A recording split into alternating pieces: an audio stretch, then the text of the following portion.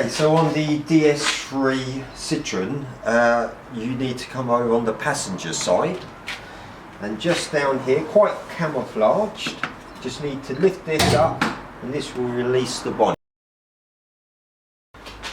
Okay, on the DS3 Citron, every car's different, they've got little catchers. Sometimes they're awkward to lift the bonnet up.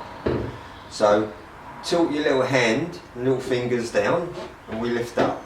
And this is where this hook is, where we can lift it up. Little hook here to lift in. Make sure that's secured and safe. And now we can do the 4 questions underneath. You'll only probably be asked 1 question underneath the bonnet. Okay, so remember there's 4 things underneath the bonnet, but you'll probably only be asked 1 question underneath the bonnet. So we'll start off with the brake fluid. So you need to identify where the brake fluid is. So I'm going to point over here. Don't touch the engine please, it will be hot.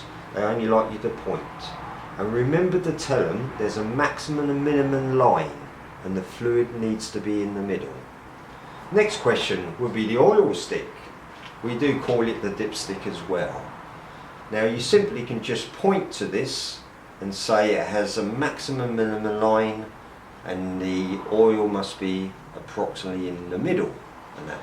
If you want to go further with that, then yes, don't take the stick out, but yes, you can explain by pulling the stick out, wiping it with a cloth, putting it back in, and then pulling it out, and that will give a proper level between the maximum and minimum.